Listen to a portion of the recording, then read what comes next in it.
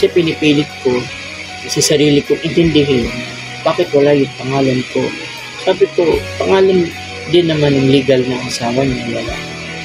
So wala rin ako sa karapatan para questionin ko kung bakit wala yung pangalan ko. Hindi nga po kami kasama.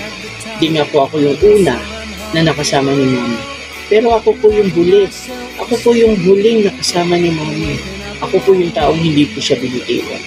Pero alam ko naman in terms of legality, alam ko naman yung sarili ko kung saan ko ilalagay. At alam ko rin naman yung sarili ko kung hanggang saan lang. Kaya it's too late. Sinabihan kasi ako na siyempre yung legal, siya yung magde-decide ng lahat. Sabi niya, ilalagay daw yung pangalan ko doon. Kaya wala pa man. Nandito pa sa Manila yung labi ni Mami.